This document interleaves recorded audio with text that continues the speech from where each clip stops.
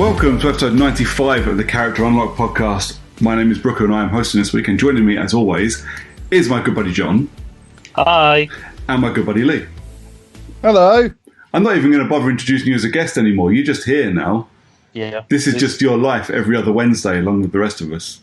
Well, if you remember back to me claiming that I was similar to an STD, it's just, might as well just call me super gonorrhea, mate. You can't get rid of me. Staying forever. It is a bit Super warm gonorrhea. and I do have a bit of an itchy dick. Is it you? Very, very likely. At this point, I have to go, do I leave that in the podcast? Or do Suddenly I don't want to be here anymore. Or do I realise I really shouldn't have said that in a public forum, joke or not, and cut it out? I mean, I've got nothing better to do, but I still don't want to be here anymore. Well, that was a good start. Gents, how you doing? I'm okay. It's been we've had another 2 weeks of lockdown-ish. Yeah. Are we all surviving? I'm so happy that clothes shops are now allowed to be open again. Also, so many other different shops that really, why? So one of my many Twitter buddies put a thing up saying that he's lost so much weight in the lockdown that he's really glad that Primark has opened, because now he can go and get another pair of work jeans that actually fits him, but he's going to have to turn up wearing like full NBC suit. I was like, let's be fair about this, mate. Your average Primark, you should be fucking wearing that anyway. You know. Yeah, you'd wear a pair of cut-off joggers and you'd still look all right in Primark. Well, yeah, but you probably wouldn't be safe. Well, no, that's true. You remember that super gonorrhea you were talking about? Yeah. It comes off the floor in Primark. No, it's not been too bad for me in Georgia. I think that we're both glad the shops have opened again now, though, because Arthur had practically run out of clothes, grown out of his clothes, more to the point, including his shoes. He's pretty much grown out of his shoes in 3 months. So we really need to get into town as soon as possible and get some new clothes for him, because it's chaos. But I'm certainly hoping I can dodge it, if I'm honest, and she goes alone with him, because I don't want to brave that crap. No, well, we sent Nikita back to school this week because obviously I'm working and Maya's got to start working because the secondary schools are opening a little bit. So she went. We cashed in our key worker cards and she's back at school. But obviously we were panicked for a minute because we're like, shit, what if her fucking uniform don't fit? Because, you know, like yours, they go through that, you know, they grow out their clothes pretty fucking quick. You know, 5-6 years old. You know, there's no point in buying good stuff because in 3 months' time it ain't going to fit anymore. Luckily, her school uniform fits still and will last the 5 fucking weeks, whether she wants it to or not. I don't care if it's ripped and she goes looking like a mix of Tarzan and the Warriors. She will be going to school wearing it, so I'm not buying extras. Yeah, good call. But we still had to do a fucking quick run to Tesco's to grab a pair of shoes because none of her shoes fit. Yeah, just send her in a cut-off denim jacket with some badges on the back and just really sell it. I think she'd get away with that. Just a couple of glass bottles to put on her fingers. Yeah.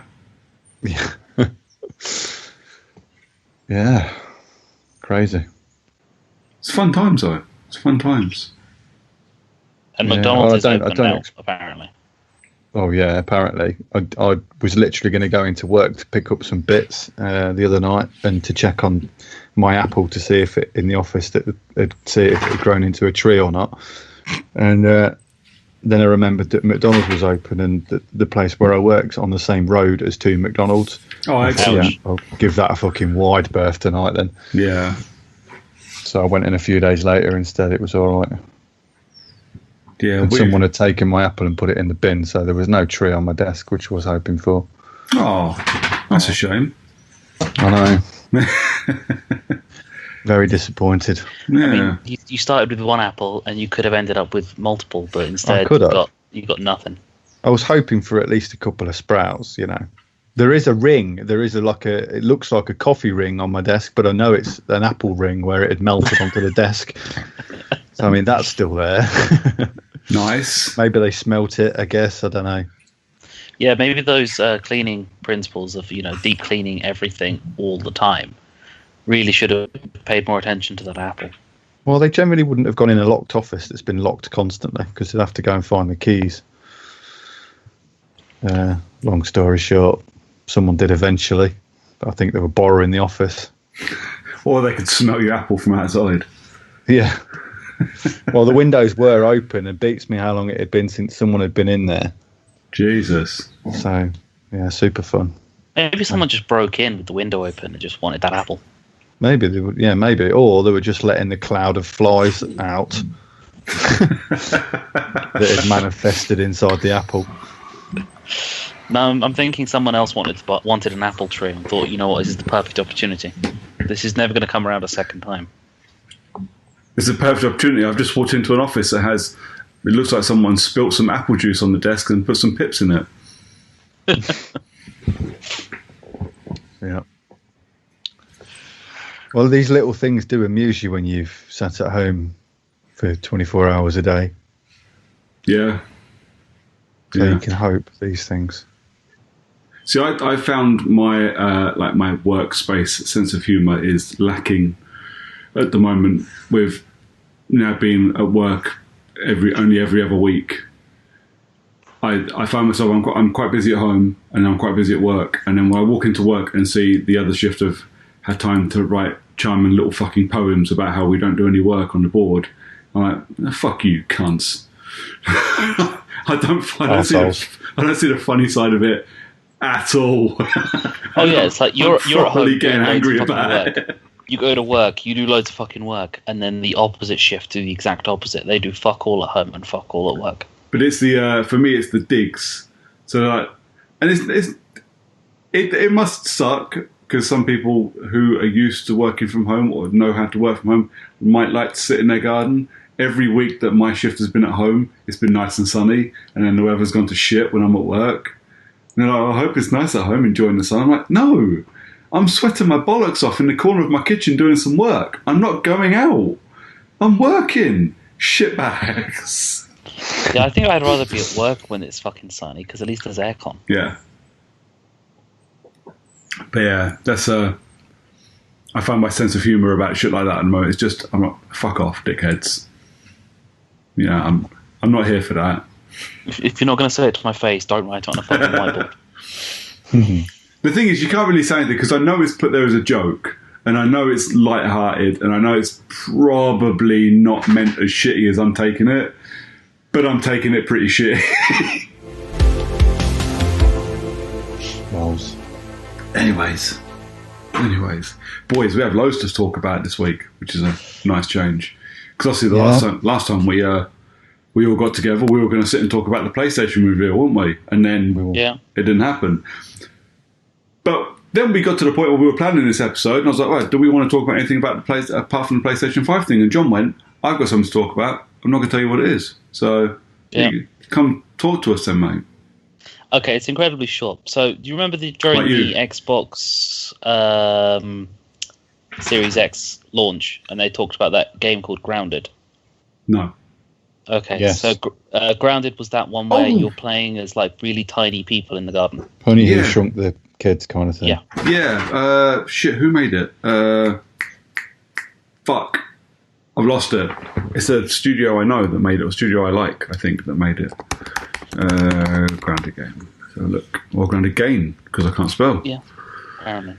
Oh, it's Obsidian. Yeah. Not so anyway, it's gone into like a alpha game preview stage, so you can buy it and play it before it's like officially a thing. It's not the demo's come out today. Yeah. But it has, now this is quite amusing, an arachnophobia mode, where it basically just removes spiders out of the game because they realise that maybe releasing a video game that has spiders the size of houses compared to your character is not a good idea.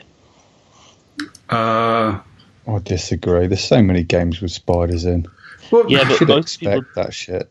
Yeah, but this is supposed to be a game where it's like cute and fun and like, as they call it, girlfriend mode back in the day.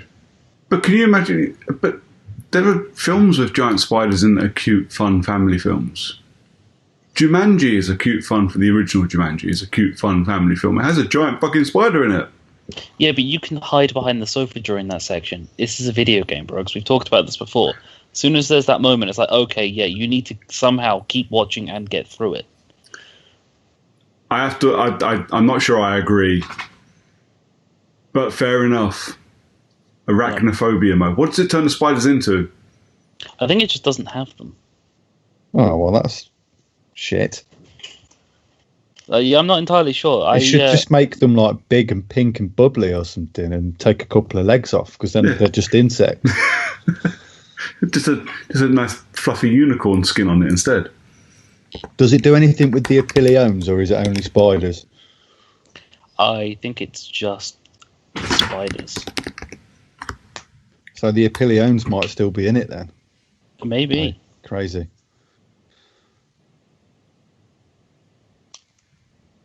So that's that. Fair enough. Okay. Well, I might.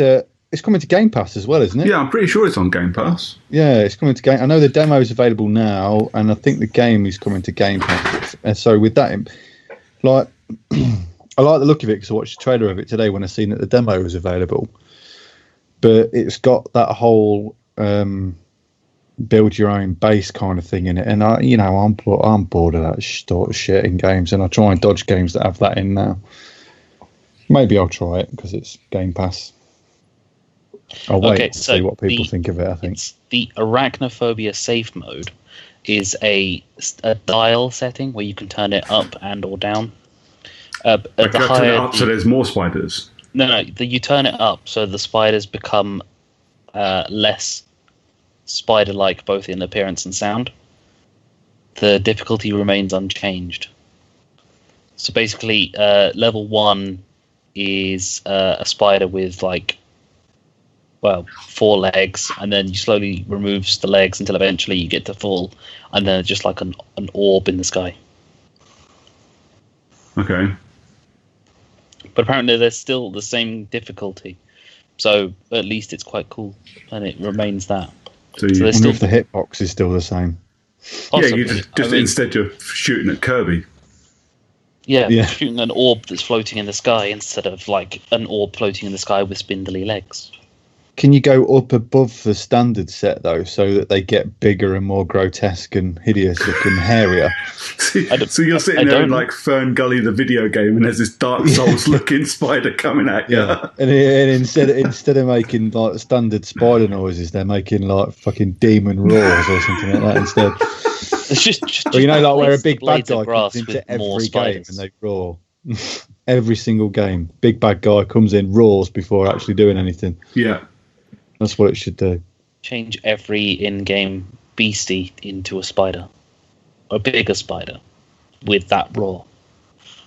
Just nothing but spiders. All I'm looking for, mate, is a little bit of equality. If you're going to make a dial for people with arachnophobia, then make a dial for people with spider fetishes and make me be able to turn the whole thing into spiders. Yeah. Can you pet the spider or ride it? That'd be fun. Make it so that the game actually pushes spiders out of the disc tray. Yep. Yeah. Materialising giant spiders in your room. Yeah. Now there's a fucking VR experience you don't want. Grounded needs a HoloLens mode with extra spiders. Did you ever play Until Dawn Rush of Blood on VR? I did not. Holy balls, there's a spider section in that, and literally they're on your face, and it is the most fucking terrifying thing. Even for somebody who, I don't really give two shits about spiders one way or the other, it's still fucking scary. I like spiders, generally. I'm wary of them, obviously, when they're fucking creepy-ass bastards, but... Well, yeah, when they're as big as my hand, I'm pretty wary of them. But there ain't many in this country that bother me. Apart from when I'm trying to go to the toilet in the dark and one runs across my foot. Well, don't put your foot in spider webs while you're going to the toilet. I don't know. Or get Paddy to go with you and keep an eye out spiders. Shall we move on, boys? Yes, PlayStation. So let's talk about the PlayStation 5 reveal, which was last week? Yes. Last week, Thursday? It was at some point. How are we going to do this? Because there's like 50 odd games on the list, isn't there? Yeah, there is. So I've got a list, I think, of 26 games. Jesus Christ. But the thing is, not all of them are going to be worth talking about, and not all of them need conversation. I think I found a list where they're shown in order, because I'll be honest, I could not be asked to watch it again and write down what games are shown in what order, but I kind of wanted to talk about them in order. Link us that on the Skype. Yep. Mainly because, here we go. So where's Skype? There we are. Where's Skype chat? Why is Skype all small? What are you doing? There. Oh, I'm on that one on my phone. Nice. I was on a GameSpot one, but it's roughly the same. Oh well. The problem with GameSpot is it's fucking heavily loaded with ads. Yeah, and when you have an ad block on, it just sort of goes, oh, we noticed you got ad block on, so you can't look at this page. Yeah. So, right, in order. Boys, let's start with the biggest fucking reveal. Grand Theft Auto 5. Oh, my goodness. Really? Get fucked. Really? Literally, lads. Right, okay, so this is a game. The biggest point to this, although was that they were not going to make it for the PS4 when they released it on PS3 and Xbox 360. Yeah. They claimed that they were not going to upscale it for the next console, and then they did it. And now they're doing it again. And now they're fucking doing it again, but for another fucking console. How much must they be banking fucking shitloads off that game? I would love to know how much money they think they're going to make off this. More importantly, actually, I would like to know, of all the people that were watching this PlayStation event last week, how many people got super excited by this? Because I'll be honest with you, because when we were talking on the WhatsApp, I was like, I can't be asked. I'm not going to bother watching it. And then I think like one of the podcasts I was going to do fell through, and I couldn't be asked to play something. I was like, fuck it, I'll just watch it. And then this started, and I was like, oh, I might just fucking turn it off. I came so close to just tapping out and going home. So utter shit. I didn't mind the single player, but I played probably 2 matches of the multiplayer. It's just not my thing. But I understand why everybody likes it. The same reason why everybody played 3 for so long and just roamed around doing shit. And now they can do it with their friends. But why are they doing Grand Theft Auto 5? Why aren't they doing Red Dead Redemption 2? Just an easy transfer for them, ain't it? It makes more money, loads more money. Oh yeah, it does. It makes a fortune. It's bank, isn't it? That's all I think. In microtransactions alone, it's pure profit for them now. Oh yeah. So Red Dead Online is pretty close to dead already. Wow. Because it's, well, fucking awful to start with. But GTA's Online is still incredibly popular, even though they've just had the last update that they've said is the last update. Whether the worst thing though, it's largely under 18s. Yep. Yeah. For a game that's an 18. Yeah. So this is the expanded and enhanced edition, which is essentially the PC version, basically. And is there going to be any specific difference between that? I don't know if there is. Is there an upscale? So yeah, it's graphically it's upscaled, and performance-wise is upscaled. There's also slightly longer to the story mode. There's a couple of extra missions, I think. But outside of that, with the lack of confirmation one way or the other as to you can transfer your current character from online to the new version when it goes forward, seen as the ball ache of what it was when it transferred across from 360 to current gen. Yeah. Yeah, I mean, you had the ability to go to whichever platform you wanted from whichever platform you wanted previously, wouldn't you? But this is almost essentially a completely new game. Yeah. Even though Xbox are doing the free, I forgot what they call it now, where basically you get the best version of the game that you've purchased. Yeah. The smart, including digital, smart delivery. Yeah, that's it. Yeah. They're not going to do it because it requires the developer to do it for games that aren't Microsoft branded. So in this particular instance, there's no way Rockstar are going to give that game away. They've obviously not given it away to PlayStation. Or Sony. They've just said Sony have offered them a whack of money to get a load of more plebs on the console. Oh, 100%. You won't be getting that game for free. You'll be expected to pay your fucking 65 quid for it.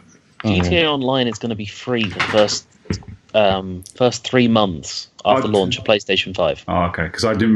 Because all what I read was obviously what we got on the thing was you will get GTA Online on launch. Or Yeah. Okay. I expect GTA Online with the launch of the game because it's GTA Online, and I know that might be expecting a bit too fucking much. So PlayStation Plus members get $1 million per month until the launch of GTA 5 on PlayStation 5. That's assuming you already own it, and I'm guessing you're going to have to log into GTA Online and claim that every month. Oh yeah, you have to log in each month. Like if you've got Twitch Prime, you have to log in every week to get 200,000 at the moment. Yeah, per week. I'm good. Okay.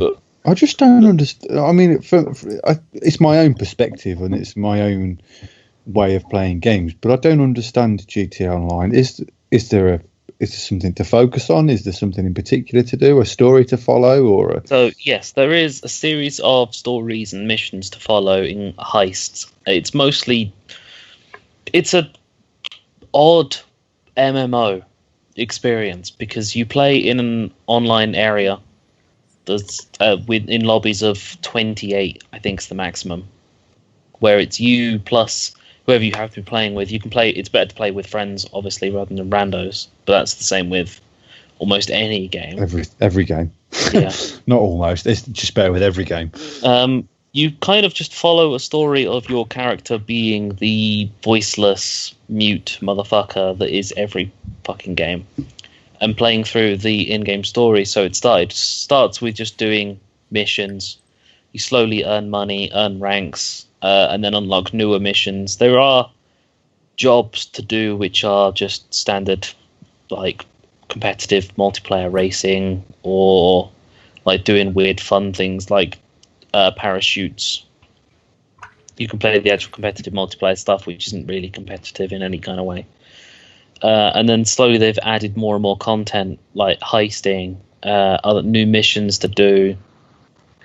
In terms of overall story, it's not obviously the single player, but it's still, it's fun to play with friends, and it becomes its own kind of grind where you just sit on there and play it, and time just sort of disappears away from you as you're playing it.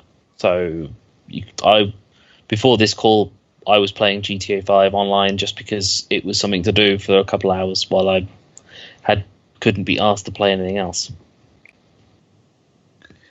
Yeah, not for me, and I certainly won't be picking up on the next console. No. I know that you play it quite often, but even still, I don't think I would. I mean, I haven't got it on the current gen because I was disgusted the fact that I bought it on the previous gen so close to the end, even because they said they weren't going to do it. And So out of principle, I never bothered, and I can't say that I'm missing it. No, I probably won't pick it up on next gen because there's still no announcement regarding the Series X, especially with the fact that smart delivery is a thing and it's down to the developer, and Rockstar won't, obviously. Yeah, pretty sure they're not going to do it for free, are they? No. So what you'll get is the expanded and enhanced edition, same as you get on the PS5, which will be classed as a new game as opposed to a enhanced game for One X. Yeah. And I won't buy it because of that. I won't buy it for many reasons. Moving on. I didn't expect us to spend that long talking about GTA 5, I'll be honest. Well, I mean, we can gloss over some of the other ones, I guess. Spider-Man Miles Morales. Yeah. Sold. I was a bit disappointed to find it was an expansion, essentially. I think we're talking they've changed that up a little bit after that, haven't they? That was a Sony exec spilling his thumb and said it wrong. Yeah. So initially everyone thought it was just going to be a DLC. It turns out it's more like First Light. Lost Legacy or First Light. Yeah, it's been a game, but a shorter game. Yeah. Or Death of the Outsider, those sort of things. Yeah, so an actual expansion as opposed to a DLC. Yeah. But I think that's good because it's come quick. Yeah. It's still hot on the heels, and quite a lot of people are still playing the original. Good timing. Good way to get people on the new console. Yeah, I'll give it a bash.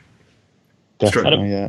I feel like it's going to be the length to play as what Spider-Man should have been in the first place, because that was artificially lengthened with some of the fucking challenges you had to do. And for almost no reason. It's open world gaming 101. Yeah. You didn't have to do them, though, I don't think, did you? Well, No, if you wanted didn't. 100%. Yeah. You have to do that in a lot of games for 100%. I didn't do it. I played the story and only did challenges when I needed to do a couple to boost up, to do my little RPG-ness. Yeah. I didn't I didn't play the whole thing. I didn't do every challenge because I was bored of them. But the game itself, I enjoyed. So Agreed. I'm looking forward to that one. Big Yeah. fan. The lad likes it as well. He just likes changing the costumes, but he loves it. So I'm pretty sure he likes that because, in his words, he likes Black Spider-Man. Okay. There is this, after Into the Spider-Verse, he's absolutely in love with him. Good. Cool. I've not got the heart to tell him that the original Black Spider-Man was way cooler. As in the symbiote suit. Oh, okay. Venom. Got it. Yeah, Venom. But maybe one day. Gran Turismo Make him 7, watch boys. Make him watch Spider-Man If Venom's 3. in the second game anyway, guaranteed. Yeah. 100%. After the ending for the first game. No spoilers. No, he's definitely going to be in it. Oh, no question. If not even in this game, to be honest. I reckon he'll be introduced in this game. Yeah. Yeah. Or he'll be back. Yeah. Yeah, definitely. Gran Turismo 7. Anyone interested? Any takers? No, really, no. Don't. Small Gran Turismo. Not overly interested, but it did look fucking phenomenal. It looks gorgeous. But I say that about every racing game at the moment. Every Forza that comes out, it looks fucking gorgeous. But I just don't want to play them. Big one for me, though, I'm well excited about is on Ratchet and Clank Rift Apart. Yeah, fucking get on it. Boys. Absolute. I love Insomniac games anyway, so they're doing Spider-Man and Ratchet now. Yeah. And yeah, definitely sold on that. I fucking loved all of the Ratchets. Oh, I adore Ratchet and Clank. Possibly the PSP one. And lots of interesting stuff. I quite like that. So it looks like it's going to be a showcase for the console as well. So it's going to be speed loading brand new worlds behind the rifts that you play with. Yeah, it did look pretty spectacular. The rift bouncing. It did. It looked very much like the guys at PlayStation going, look how fast this thing loads. You know, it's a bit like the God of War no loading screens thing, where some of us are going to be playing it going, where the fuck are you loading that? What are you doing to load that? And I can't see it.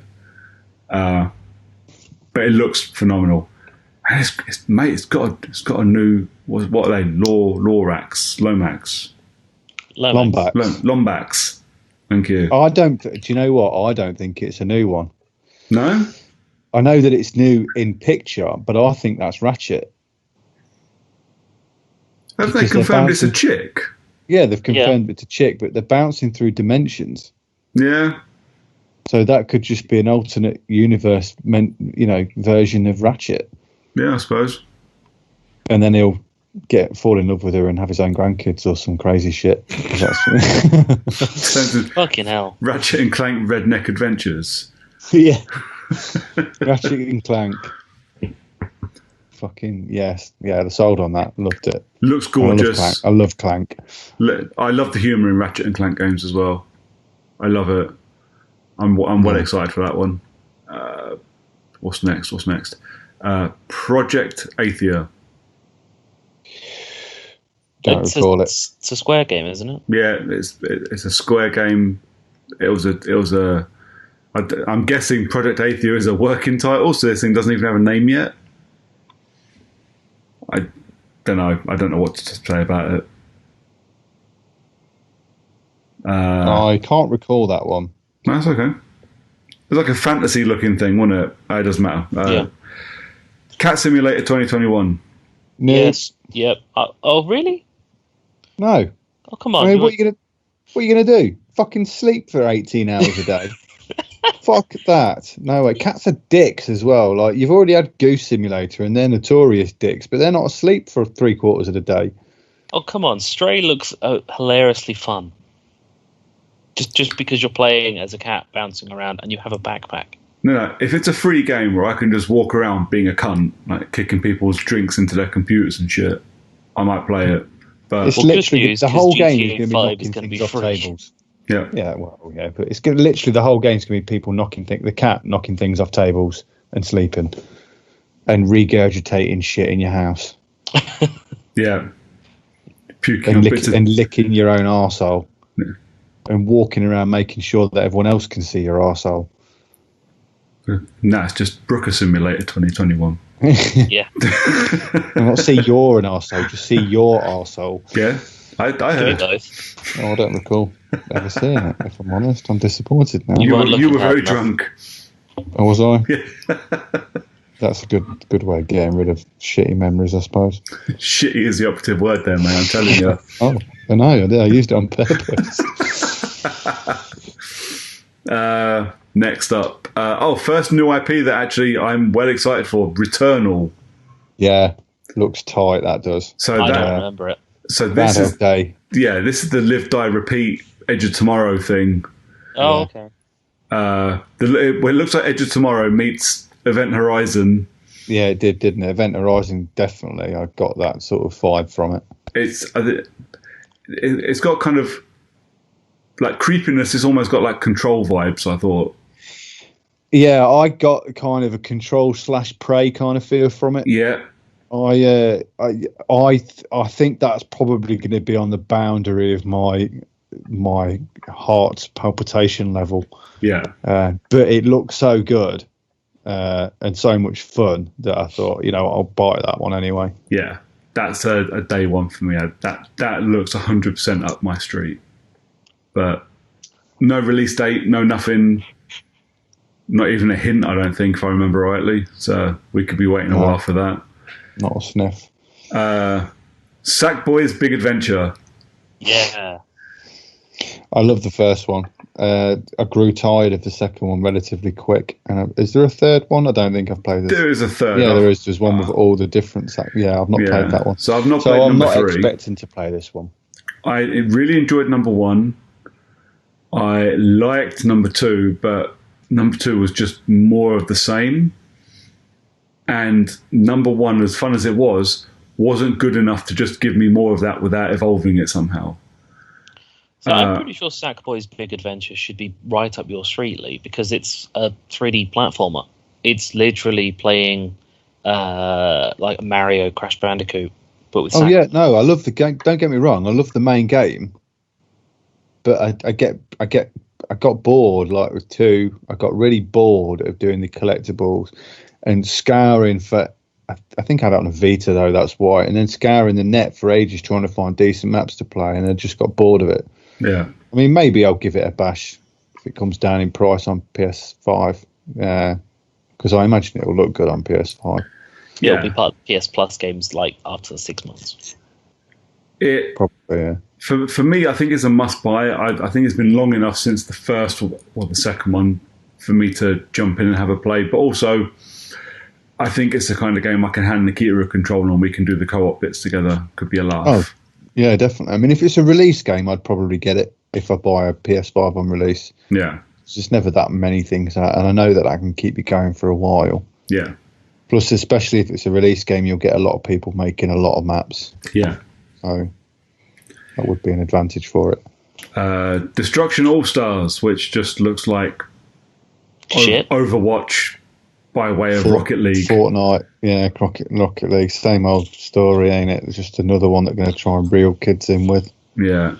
Not for me. No, not me either. I think Rocket League was a flash in the pan. And that's the wrong saying because it ain't a flash in the pan. It was a genius stroke of luck, but it can't be copied. So the thing with Rocket League that made it, that I think done it so well, was it was free on PlayStation Plus the day it was released. Yeah. And everybody played it, whether or not they had any interest in it, and then suddenly found out it was this insanely addictive, stupid football game. And then it went large to every device that could ever play a game can now play Rocket League. Yeah. It's the fucking Skyrim of soccer games. Yeah. Yeah.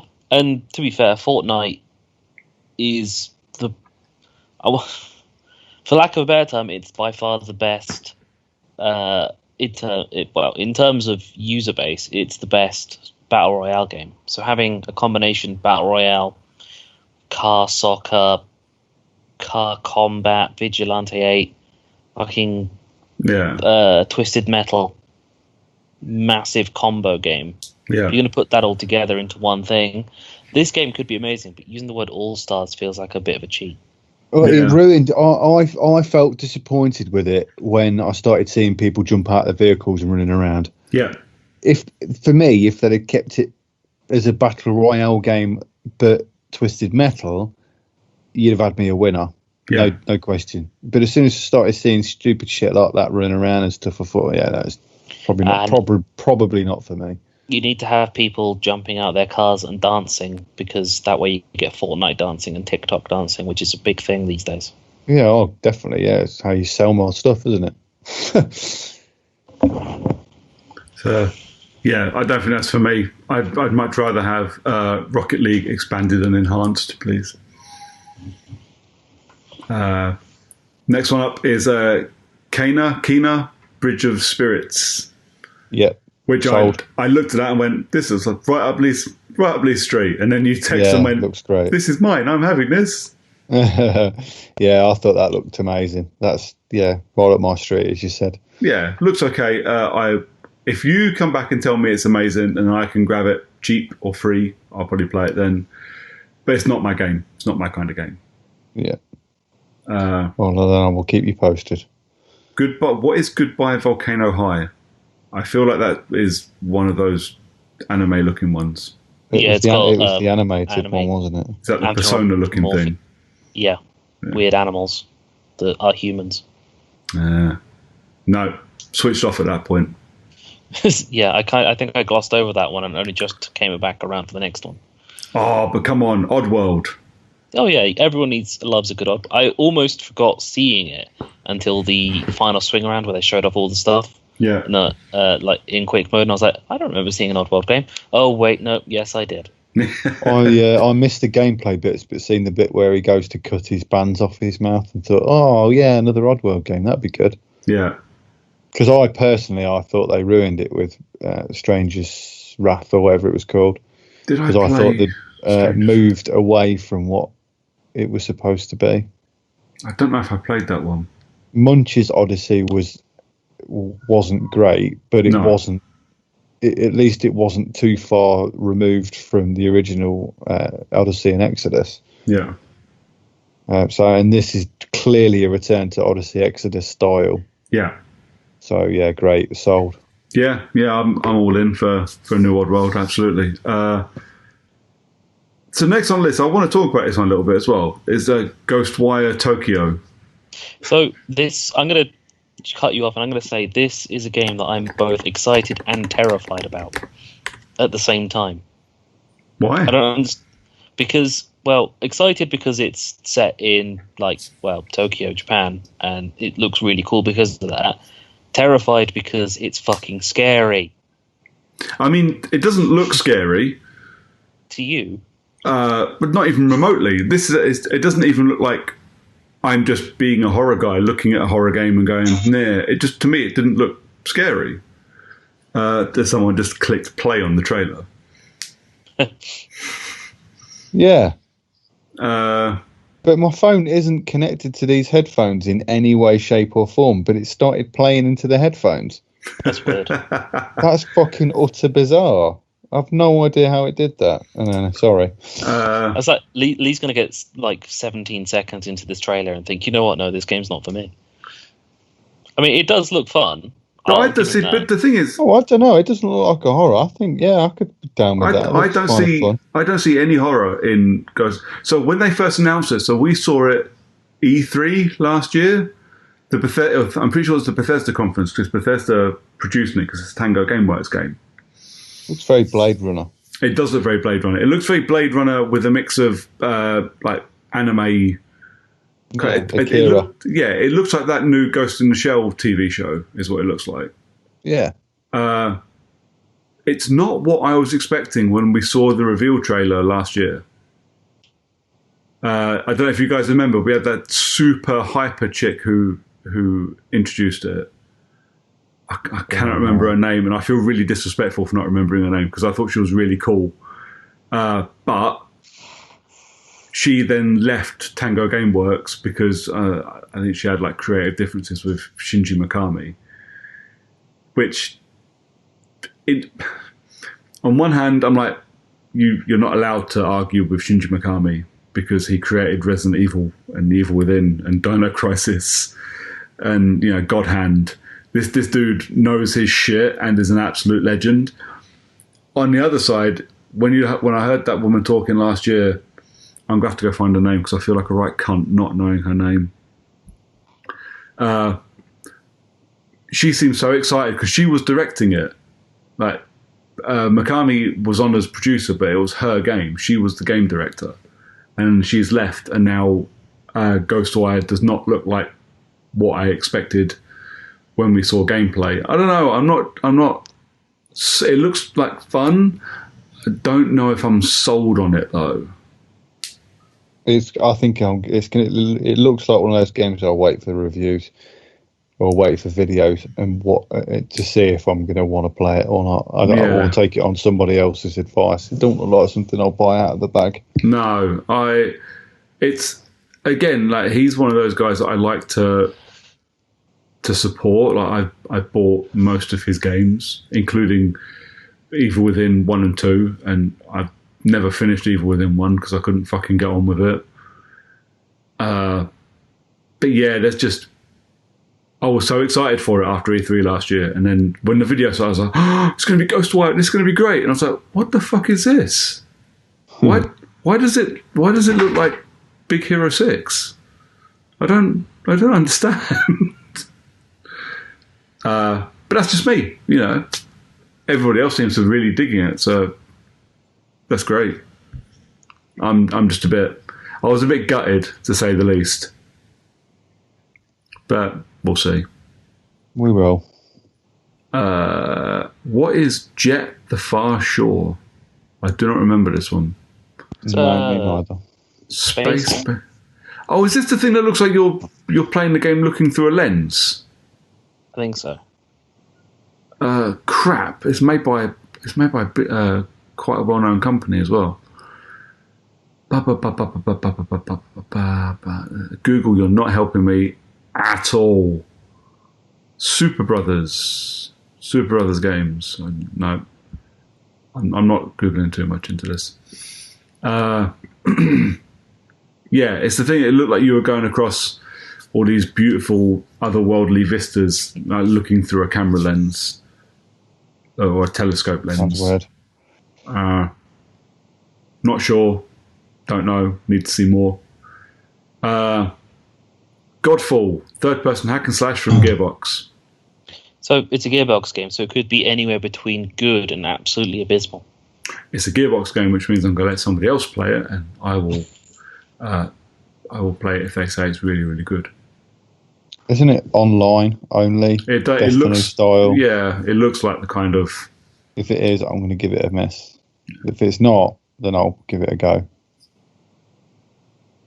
So we'll see. Solar Ash. I thought that looked amazing. Which one was it? Oh yeah, that was really colourful, wasn't it? I remember. Yeah. Yeah, that looked okay, and that's another. Oh shit! Who made that? It looked like. Is it Hyperlight Drifter? Yes. Yeah. So it looked very similar to. Oh shit! Why has it gone? Destiny? No, why am I thinking Destiny?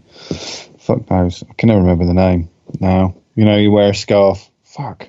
Journey. That's it. Yeah. It looked art-wise, it looked very similar to that, I guess. Yeah. It looks like another one that's right up your street. Yeah, definitely. So once again, I'll just go, when Lee's played it and tells me it's awesome, then I'll jump on. What I'll do is then I'll wait 6 years and buy it on Switch for £2. Probably also a good shout. And boys, we got a fucking Hitman 3 trailer. Yeah, we did. Oh, I've never been so aroused in my whole life. It didn't even need a trailer. Just put the words Hitman 3 up and you've got sales. I'm so excited. Well, no, I'm very excited, but at the same time, a little bit nervous because if they bundle 1 and 2 in with that third game, I may just have to quit my job just so I can get it finished. It's like going to release Hitman 3 on next gen with smart delivery versions of Hitman's 1 and 2. Oh, don't. I am very excited, and the guys. I want them to do that now. No. Why? Why would you do that to me? What have I ever done to you, man? Nothing, which is why I want it to be done to you. Have we met? Yeah, You're a dick. it's not wrong. It's because the guys from IO said, obviously they've built this trilogy of games, and I quite like. I saw a thing the other day, and the director for Hitman 2, I don't think he was the director for Hitman 1.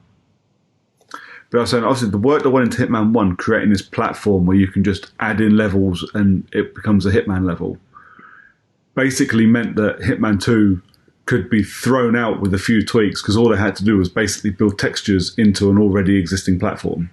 Yeah. Which is perfect. So, more like that, with the slight evolution that we had with Hitman 2 from 1.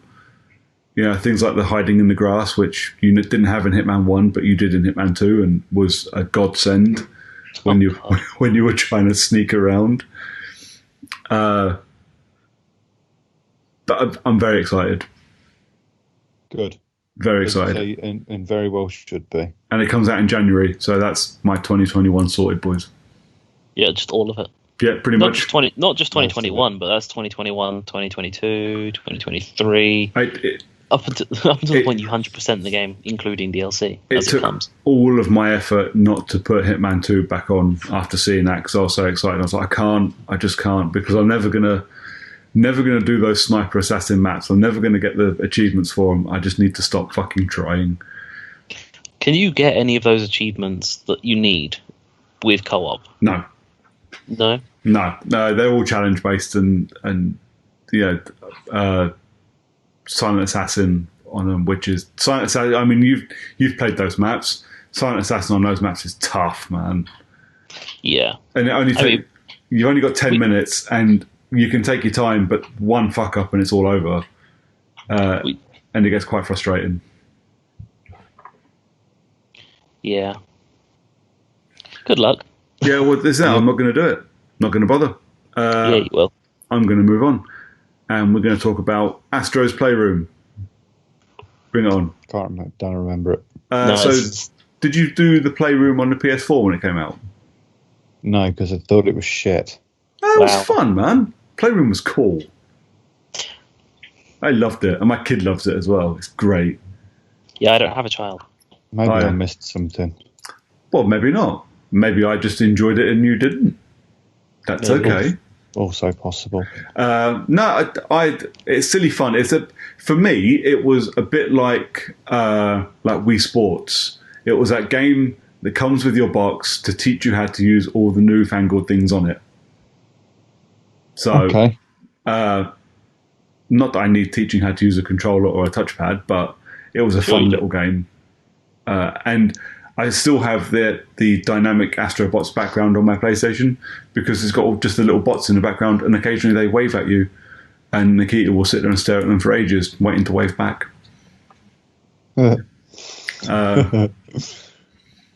It's cute, but I'm guessing that'll be a bundled-in title with the PS5 again to teach you how to use that nice new controller. Yeah. So if it's free, I'll probably ignore it still. Yeah. Little Devil Inside, which I thought looked really fun, and then when it turned out you were playing as some guy having a poo, it looked even better. Yeah. I'm sold. Oh, well, I'll wait for you on that one. Yeah. It looked mildly amusing, and it did look like my sort of art style and game, but we'll see. Yeah. They've had a lot of shtick, haven't they, anyway, about racist stereotypes. Wow. Really? Yeah, already. Yeah, so they've changed a load of their characters in the game based on feedback because all the little characters, they've got masks on. Yeah. Some of the little characters had masks on, but big lips and dreadlocks and stuff. Oh, fuck's sake. So they've adjusted quite a lot of the stuff, and probably rightly so, I guess. But they've adjusted.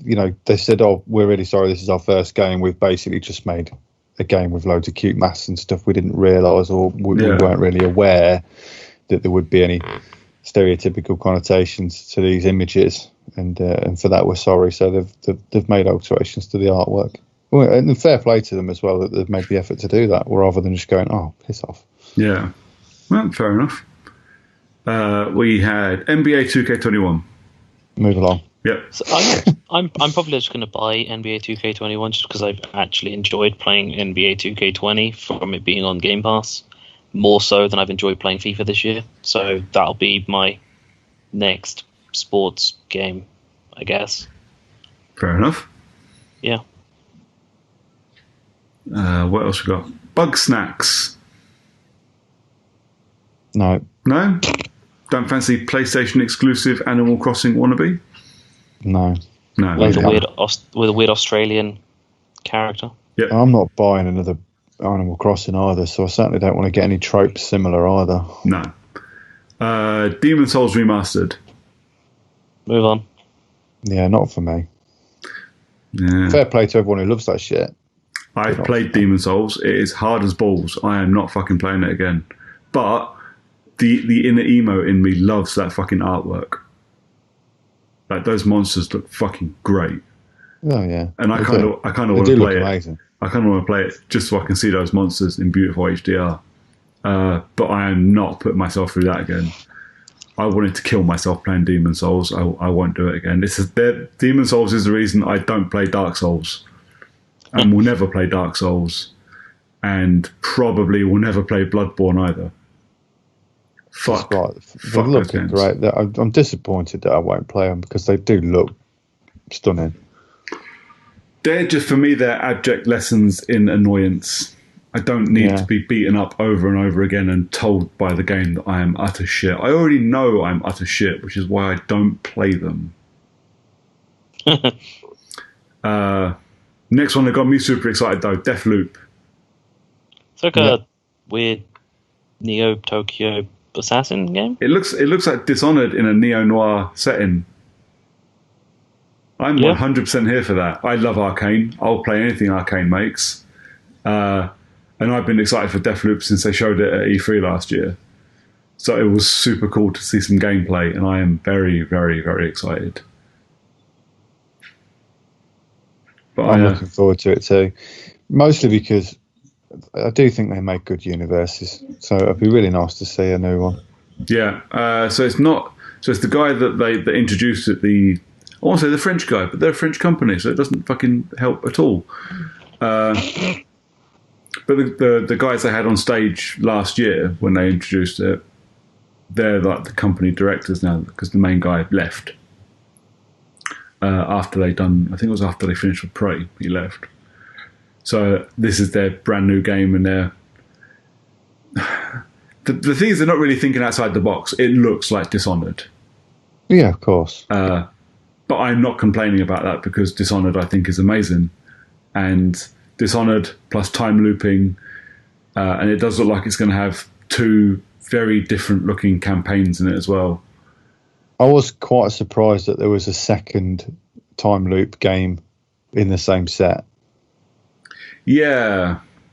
I don't know how long Returnal's been in development for.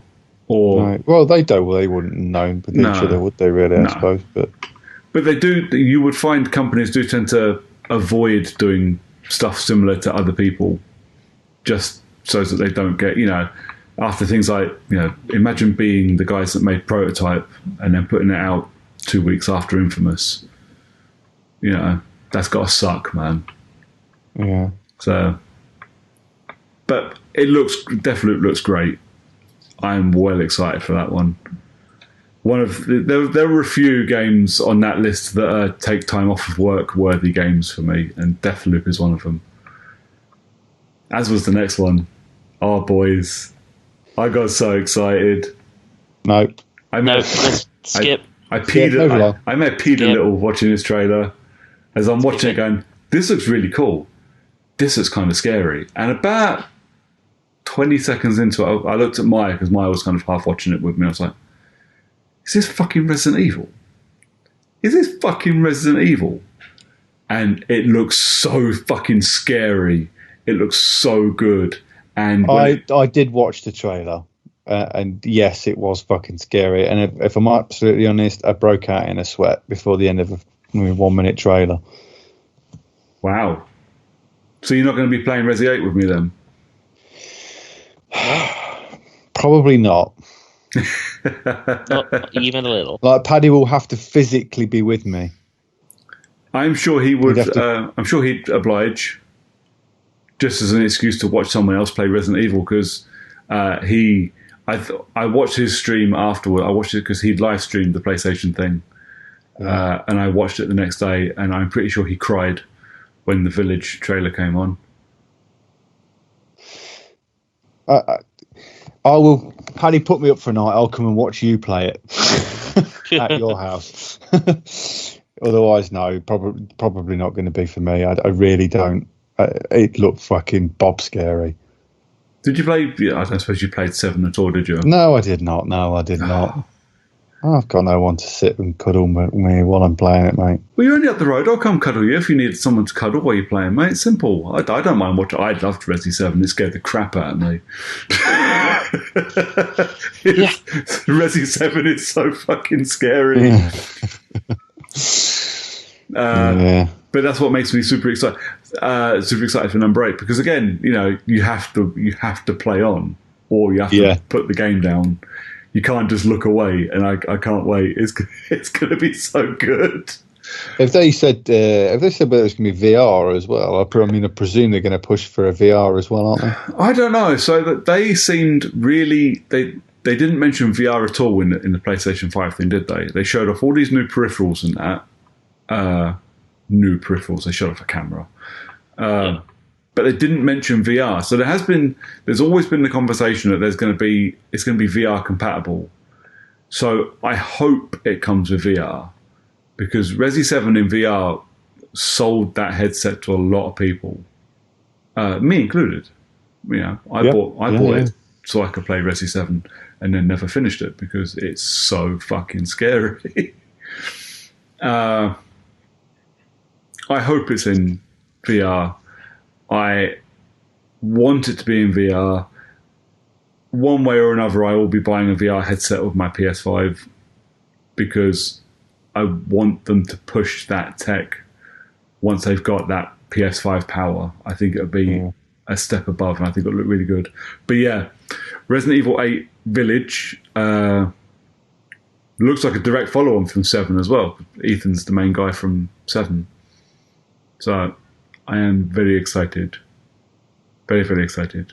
With a bad guy, Chris Redfield, as well. Well, is he a bad guy? He fucking looked it in the trailer. Oh, he'd clearly gone heel in the trailer, hadn't he? He definitely looked like the bad guy in that trailer. But that dude has been through some shit in the past 20 years, man. I'd be a bad guy as well. Right, let's move on because I know you guys don't want to talk about Resi. What we got? What the fuck is Pragmata? I don't know what Pragmata is. It's that geezer in the white spacesuit and the little fucking alien kid and the cyborg kid and they landed on the moon. Yeah, I thought it was going to be Dead Space for a second when he turned up. I thought it was going to be Death fucking Stranding, mate. Yeah, it looked identical. And then he pulled the thing out from the side. I was like, oh shit, is this Postman Simulator? Is this Death Stranding again? And then, then they end up on the moon. Yeah, fuck knows what's going on there. No. Coming 2022, so... I'll wait and see what sort of game it is before I pitch any volume for that one. Ba, ba, ba, ba, ba, ba. And then their big one. Oh, lads. Horizon 2, Forbidden West. Yep. Sold. Day one. Time off work. Hold up in my house. Just so I can... Aloy is one of my favourite new characters over the last I few years. will be buying a PS5 for that game. Yeah. If that's a release game, I will be buying a PS5 for Oh, that won't game. be a release game. Absolutely not. No, I know, but I will be buying it for when that game comes out. I won't buy it before. That's the only reason I bought a PS4. I will. I don't know. Well, I'll tell you what. We'll talk about So Horizon 2. So Aloy moves on from where she is in the first one and goes west. So we see, ruined Golden Gate Bridge. We see some brand new machines that she's going to have to go up against. Looks like a good evolution to Horizon, which is one of my favourite games on the PlayStation 4. I'll be honest, a little twinge when it started, and I figured out it was Horizon, and that was just because I was like, oh, that means we're not getting a new Killzone. And I know I'm only like one of 11 people in the world that want more Killzone games. I don't think you are. And to be quite honest, I'm sure it was one of their PlayStation's official videos that they put out either just before this opening show for the PS5, or it was just after when they were saying "come to PlayStation" kind of thing, and it had Killzone in it. Yeah, well, because Shadowfall's like it's a tech demo for the 4, isn't it? It's a lot of people didn't like it, and I did. I loved it, but I'm a Killzone apologist. But if nothing else, what it does do is look stunning. Well, this is it. But if they're still putting that in their advertisement videos now, you would expect that they are still looking to put something forward. Because, it's not like they don't have a huge list of games to draw from now. No. But if they're still putting that in, that makes me think there's something in the background going on now. I would hope Guerrilla have a B team working on Killzone. We know the engine's great. We know what the engine can do. Horizon runs the same engine, as does Death Stranding. We know this engine works brilliantly. So I want more Killzone. But that's for another day. Horizon 2 just looks great. And I thought, when the first one came out, I was excited but a little bit dubious. Wasn't sure I could get into a massive post-apocalyptic open world RPG-a-thon. And really did. Haven't platinumed it because it's a massive fucking game to platinum, but I have played through it 3 or 4 times, 2 or 3 times, 3 I think, including once on whatever fucking ultra hard is. It's a lot of fun.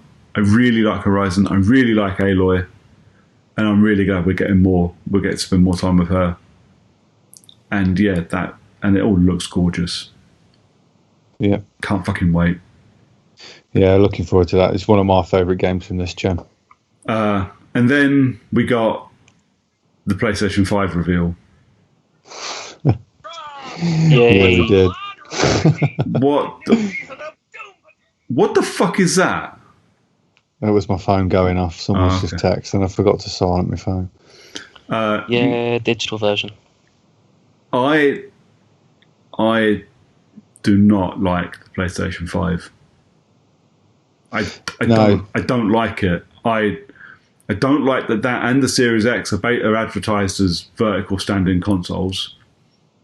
Obviously, the images afterwards had it laying down, so that's fine.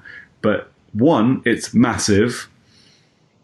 Oh yeah, it's fucking huge. Based on the controller size, it looks like it's going to be monstrous, doesn't it? Yeah. Oh, it does. Especially for something that looks like a router. Well, and this is it. And the first joke everybody says is, it looks like a router. Or it looks like a stack of paper is eating a Sky Q box. I don't... Why?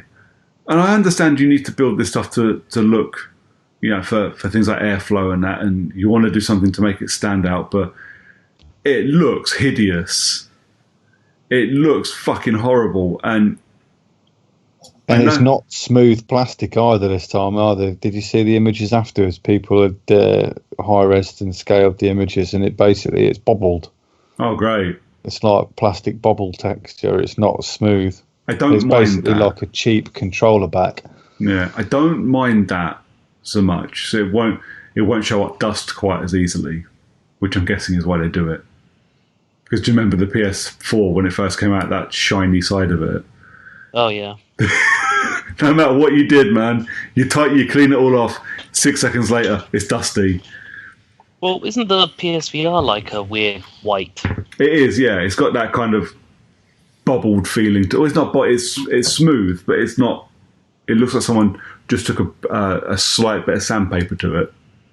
So the VR was basically just the precursor to deciding this is what we're going to design the PlayStations on for the rest of time. It looks awful. It looks like a wireless access point.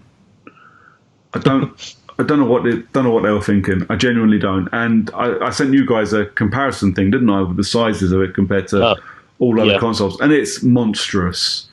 Yeah. I think I was talking to Paddy. I said to her, as a rule, I don't really care what my consoles look like because it goes into a cupboard with a door on it, and the door only gets moved when I'm playing on it, and that's to stop it overheating.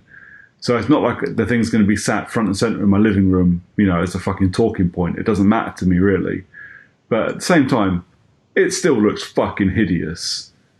And you're probably not going to have any choice but to have it in the middle of your living room. No. Because it won't fit in it. Certainly ain't going to fit in my cabinet. Yeah, that's not fitting in cabinets. You might be able to get like a shelf and mount it on the wall. Well, I need to see this. What I might end up doing, because I've got a long TV unit with like sliding doors on it, and on either side it's just shelving with a couple of drawers in the middle. But obviously that shelving's adjustable.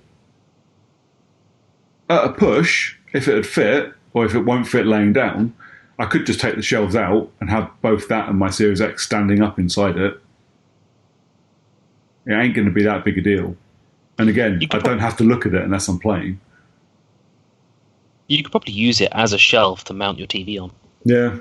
Probably. I'll just sellotape it to the ceiling, and if anybody asks, it's a wireless point. Yep, perfect. But, cool. Yeah. Well, we'll see. I'm still in two minds about which console to get first. I'm still edging towards Xbox because the majority of my play's always been on that console and probably will remain on that console. Are you going to get the standard PlayStation 5 or the digital PlayStation 5, which is slightly smaller? Never buy digital. No, disc-based every time. I like the collections on my shelves too much to ever go fully digital. I'm cheap. Yeah. See, the thing is, I'm not stupid. You guys aren't stupid either. We all know that buying that disc is basically just a license key, and it downloads the game. Yeah. But the fact is, that license key I can sell on. If the game turns out to be absolute shite, I can trade it in, or sell it, or send it back, or something. I can not lose all my money from it. Well, you've always got a physical copy as well. Yeah. All right, until they start doing the license key thing, like you said. I know there's only a couple of games that have done that, but whereas digital content, eventually they'll pull it. Yeah. The Marvel Ultimate Alliance games are a prime example of that. You just can't download them, and even if you've purchased it, you can't get them anymore if you've deleted it from your console. So, I'd never go fully digital because I don't want to risk that. I mean, there is still examples of physical games being pulled from the market because they can't legally do anything with them. Too Human, for example. I'm not saying it's a good example of a game. It's an example, but you can still play it if you've got the hard copy. Yeah, but you can't do anything else with it. Throw it at people. Well, yeah, you can use it as a coaster or an ashtray. You can throw the digital copy at people. You just have to throw your whole console at them. I really like Too Human. But let's not get into that anyway. Too Human was a fun game. It just had its issues, mainly, licensing. Yeah. So, a lot of people seemed surprised that we saw the PlayStation. We saw the console on Thursday. I mean, I wasn't. I was expecting to see the console. Yeah, they needed to actually show off something because going through and showing off their entire library of games. Well, it was called the PS5 reveal. What? Yeah. How do you go to the PS5 reveal and not reveal the PS5? Maybe because they're so stuck up on E3 being a thing that they can't realise that E3 is not a thing this year. Well, no, it's really not. Isn't it? When's? Oh, it's tomorrow, isn't it? The EA one. Yeah, the Shit, EA reskin episode. Shit, I'm busy then. Fuck. Anyways, I don't know. I'm torn. I want both consoles. I don't know if I can afford both consoles. Neither of these machines has a release date or a price, and those are the things that are going to make up my mind. Well, Amazon yesterday or today accidentally put the price up for the PlayStation. Yeah, so it's looking like €500.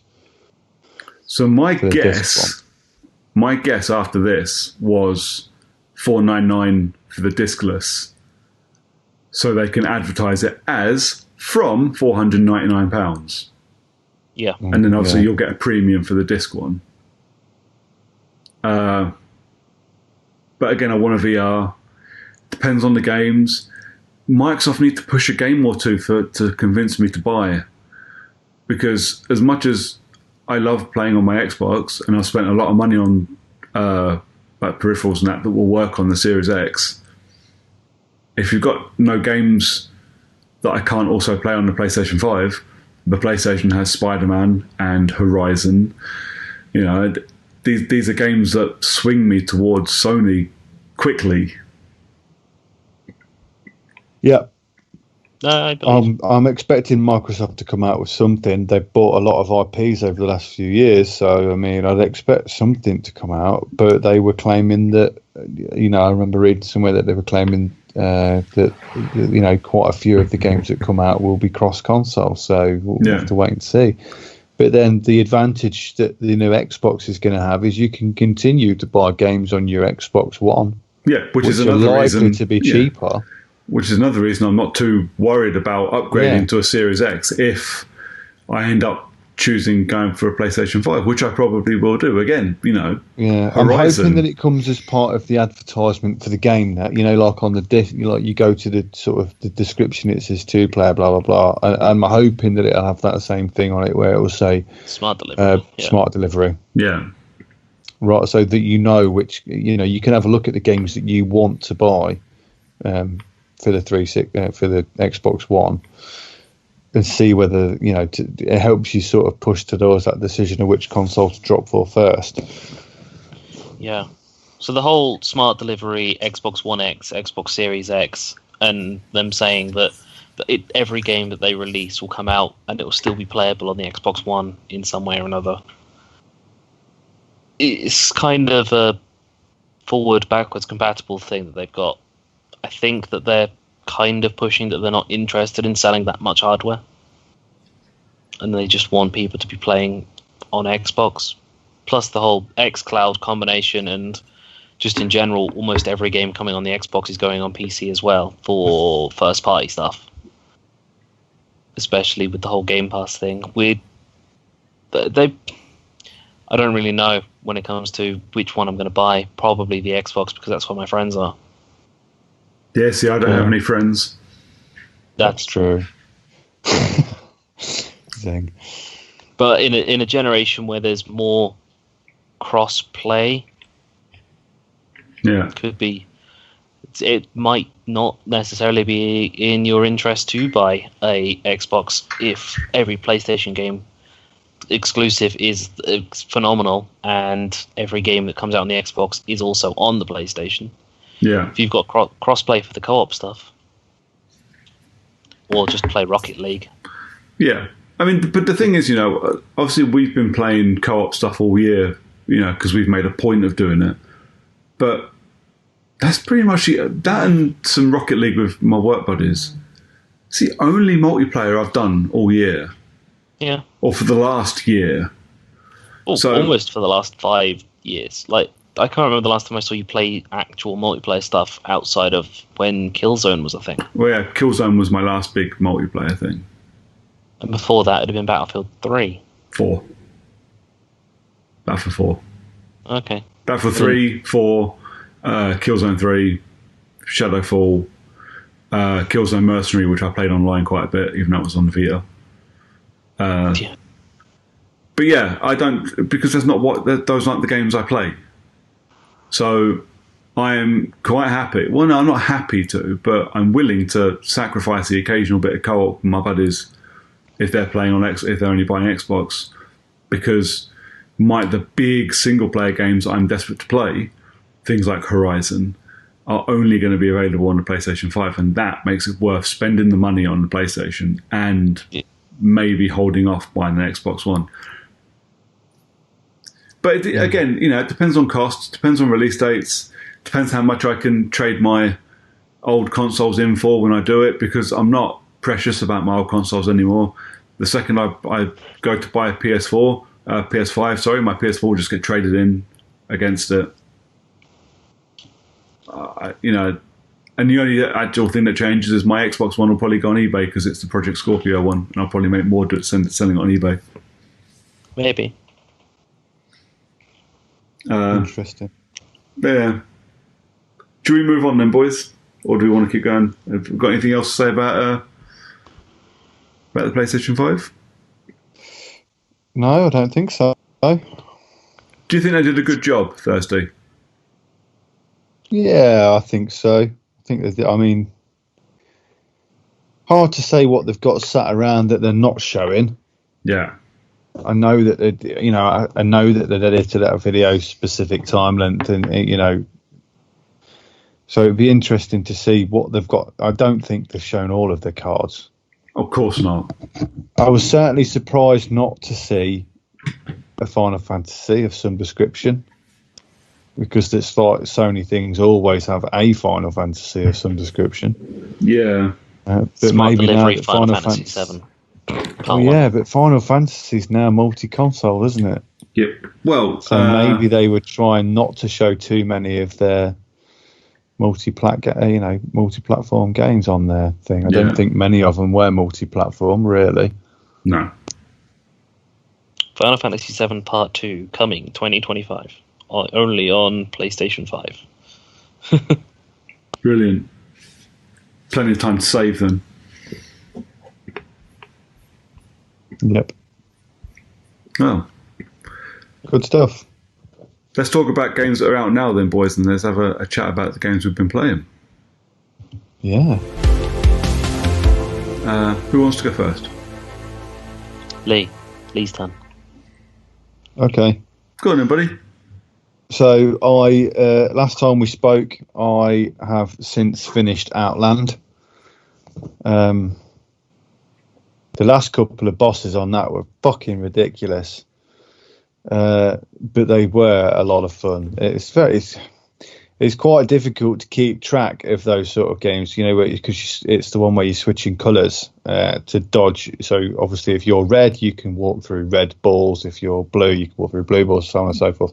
Yeah. It's quite hard to track what's going on the screen, but also make sure you're the same colour as what's actually hitting you at the same time. It takes a lot of peripheral vision work that I wasn't ready for. Yeah. So it was a bit of a brain fuck. Because generally you're kind of more looking what's coming rather than what your character's actually doing. So yeah, but I did enjoy that. Generally I thought it looked a lot better than I remember it looking. So maybe the upscales worked pretty well for that. Okay. Then I played Asura's Wrath through again, which is just as good as I remember it being. I've never played Asura's Wrath. I really want to play Asura's Wrath. It's just a bit of fun. I wouldn't really advise it to anyone that's not into that sort of thing. But it was quite fun and just crazy shit and nothing too serious. And you just go through and you're constantly getting angry and beating bigger and bigger gods up as you go through. And it's just a bit of fun. And then the DLC for it is super funny as well, because Ryu pops in and you kick his ass, and then Akuma pops in and you kick his ass as well. I tried to send you guys a video. I think it went a bit jerky. I don't know why, but one of the special moves against Ryu is he holds his arms and legs out and then literally just slams him into his balls. Nice. And then one of the fucking Ryu's face when it happens was just absolutely perfect. It just sort of melts. So yeah, I love playing that again. Then I picked up Maneater because you found it relatively cheap at Curry's. Yeah, got a half decent deal. I picked it up as well. Yeah, so I went through that and 100%ed it, apart from the glitchy achievement. But I really enjoyed that. It was simple. It was a bit repetitive. Yeah, so I was. Sorry, go on, mate. I was just disappointed that there wasn't any more quality fun achievements or bonuses for doing funny things. But all in all, yeah, it was a lot of fun. Yeah, so I was a bit disappointed there was no like stupid funny achievements as well. But yeah, I think I'm about halfway through, and even I'm starting to find it a bit repetitive already. It's fun. It's silly. The fucking difficulty spikes are mental, though. I don't know if you found this, but I've gone back to like the first area, and I've started doing cleanup, and I'd done all the little side missions, so now I have to beat the apex predator of the area, you know. And I've done 2 extra areas on this point. I've leveled up quite a bit, and I'm still not fucking high enough level to beat this thing. The first area was the hardest. Yeah. Even the apex in the first area was hard, mostly because of the sheer lack of area to move around in. Yeah. So I can roll in, hit it, and then run off, and I can do that. But I'll be there for an hour trying to beat it. I can't be arsed. So I fucked off, and I went, right, I'll do other stuff. And when I'm the same level as you, I will come back and I'll just whoop your ass. Yeah, you will. Once I'd got to a certain, once I got to around level 18, level 20, yeah, I had absolutely no trouble whatsoever. Yeah. Especially even going back to that first area. Once you get to that level, there's only a very small number of enemies that are any issue to you whatsoever. Especially once you figure out patterns and stuff like that. Yeah, I'm not going to spoil anything too much for anybody else, but yeah, once you get to level 20, most things you've already figured out the patterns by that point as well, but most of the stuff in the game doesn't really pose any challenge. Even things like other sharks and stuff like that are only like level 10, and you can the other sharks I've fuck them up in one bite. Yeah, the other sharks I'm level 13 at the moment, so most things aren't causing me an issue. And the Makos that you come across in the third area, I usually see them and do the whole the bite and shake thing. Yeah, and that does 50% damage in one go, and they're not bothering me at all. I was like, right, here we go. I can go back and clear some of the first area, because the first area, even like the side mission predators that you got to get rid of, the crocs in there, were a bit of a pain in the ass. I was like, right, fuck it, I'll go back and I'll see if I can do it. So I'd done them, and he goes, kill the apex. I was like, all right, fuck it, let's go. Level 20. It's level 20 and whooping my ass. I'm like, how the fuck is this thing in the first area of the game? Yeah. Who the fuck put that in there? All the other apexes, bar one, were a piece of piss. Yeah, so the funny thing about that is the final apex, like I'm not kidding, the final one, the hardest one in the game, it was fucking solid. It took me like 3 tries and really good setup to beat it. Yeah. Even at max level. You get an ability off that one that stops any predators from attacking you if they're under your level. 75% under your level. So, sure you do the maths, but yeah. They don't bother attacking you, whereas they all attack. Even the level 1, pikes basically attack you even when you're level 20. And they stopped that, and I thought, why is that the one that you get at the end of the game? Pretty much, at the end of the game, or just at least just before you finish the game, when it's fucking useless. Who's going to carry on playing this game once they've finished it to 100%? It's not something you could just have a roam around on. No. It is fun though. I'm enjoying it. For pick up and play sake. Nikita sits and watches me play and enjoys me jumping up onto land and eating people and then fucking off. Yeah. And she sat and watched me take on a bunch of hunters today and was kind of cheering me on as I was knocking them all off their boat and chomping them down one by one. Yeah, it's all right. I don't think I'll get it finished before the weekend. Obviously, the weekend, The Last of Us 2 comes out, so that takes priority over everything. But there will be times when I'm like, oh, I've got half an hour. Well, there's no point in me trying to play Last of Us for half an hour. Fuck it, I'll just stick Maneater on. Yeah. Yeah, it's fun though. I don't mind it. It would have been. I think it'd have been more funny if it had been around 20 quid. I mean, I think I paid 27 for it. Yeah, and I think it'd have been better at 20. But yeah, I think I didn't. I enjoyed my time with it. I was disappointed of the lack of achievements or skills or challenges or something like that they could have implemented in, like, because I remember there's some things you can jump through later on, or you can jump over bridges and land on bridges, or spend so much time out of land, eat so many people while you're on land. Yeah, stuff like that they could have put in as bonus challenges or something. But there wasn't. The same set of quests in the first area matched every single area. Yeah. So you had a number of quests, and then you had 3 overpopulation quests, and then you had an apex predator in every single area. It just felt a bit lax in imagination. Yeah, it's very Ubisoft map light, really, isn't it? Pretty much. There's not much special or original about it, but who doesn't like being a shark, eating the shit out of things? It is satisfying to get hold of another shark or an alligator and just fuck it up. It is very satisfying. But then there's a couple of more satisfying enemies later on, but you'll see. It also has frustrating moments. So, oh shit, why have I got 4 alligators attacking me? Where did these fuckers come from? Fuck it, I'm off. I just run away. Yeah. I'm not going to fight you all. I'm just running. Never be afraid to run, mate. No. You have to run and eat and then come back for a few of the fights. Yeah, but I like it actually. I'm enjoying it. I think I paid like 25 quid from Curry's. I've spent 25 quid on far worse. I've spent 25 quid on worse since the fucking lockdown started.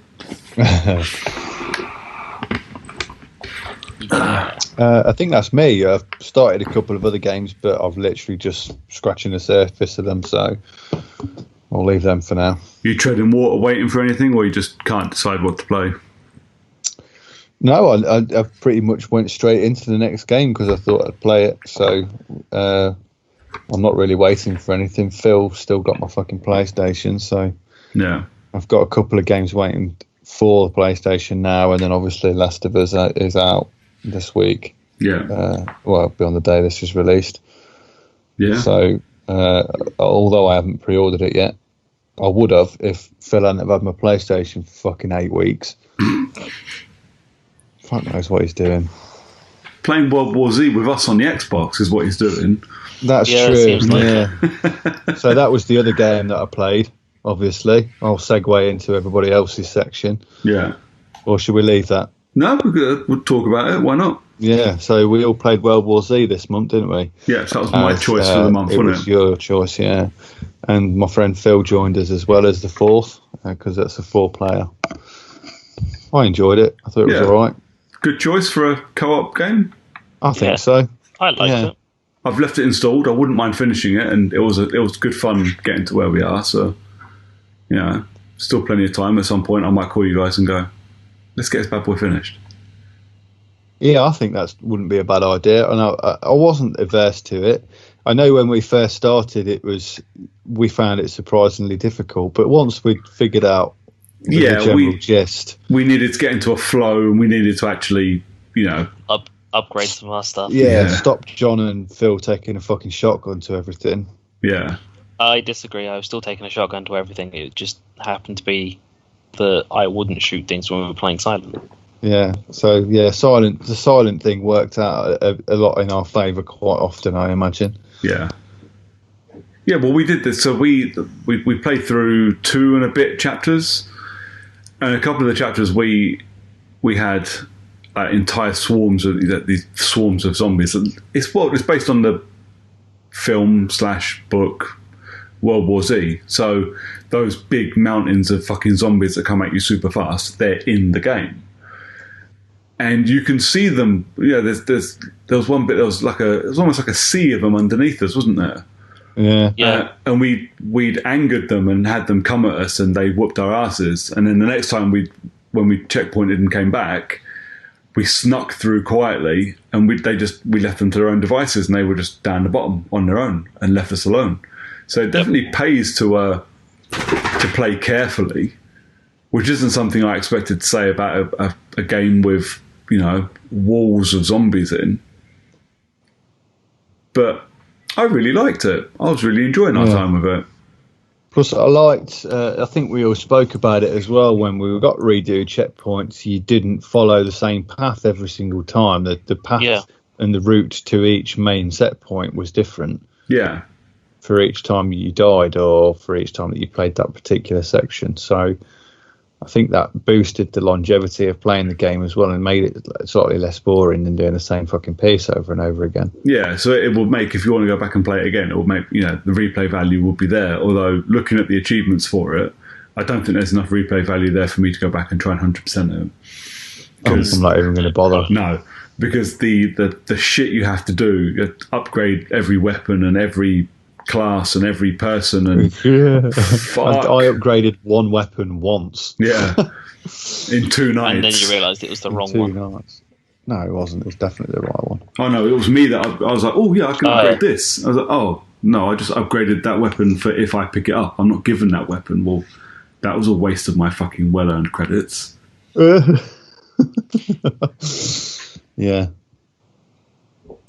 Yeah, it was good. I really liked it, and I really enjoyed it. And yeah, thanks for playing with me, guys.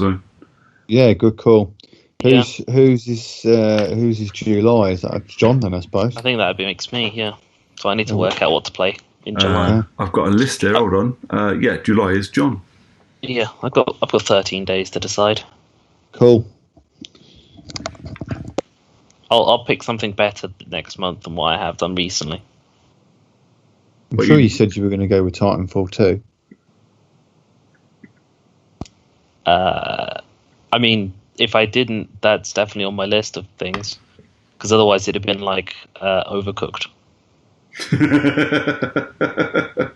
Yeah, no. That's not a 2-night game, mate. No way. You're right. What about Overcooked on night 1 and Overcooked 2 on night 2? Fuck off. Just Overcooked and Moving Out when they... And we'll just like move, and we'll go to play it moving out someone's house. No. Yeah, but yeah, like you say, you got a couple of weeks to figure it out. Yeah, I got some time to try and work out what to pick. But if push comes to shove, Titanfall 2 is definitely going to end up being the one. Cool. Because Titanfall 2 is amazing. Yes, it is. Oh, sorry. I was trying to get that yawn out really quick before answering. It didn't work. Just play through the Horde mode on it. Yeah, why not? Yeah, you get a couple of nights out of that easy. Oh yeah, definitely. Yeah, that's easy. Do you want to go next, then, John? Yeah, I guess I'll go for my games. It's going to be short again because I'm just doing more of the whole. Let's just play loads of games, but not a lot of them because a lot of the games I'm playing just are terrible and just not worth the time and effort. So someone's got to try them. Yeah, today I ended up playing, because it's on Game Pass, the game called Descenders. This is a procedurally generated... They're like EastEnders, but shitter. I'll let you decide. It's a procedurally generated downhill mountain biking game. What the fuck? It is exactly how it sounds. You start. It sounds exactly shit. Yeah, you start at the top of the hill, and you have to get to the end. And there's checkpoints along the way for if you crash, and you get to restart at those checkpoints. But you get a set number of lives to complete a session, and the session is that like area, and you need to try and find and complete the boss jump.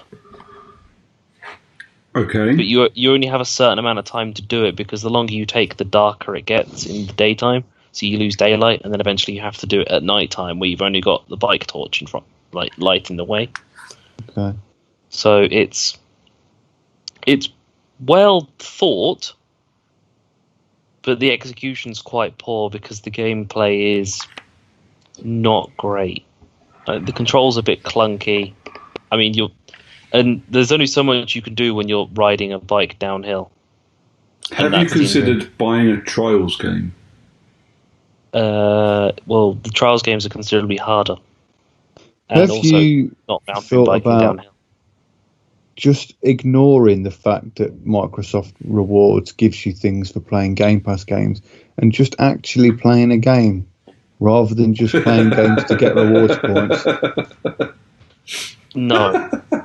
Mainly because We all know that's why you're doing it. I'm in a bit of a funk right now.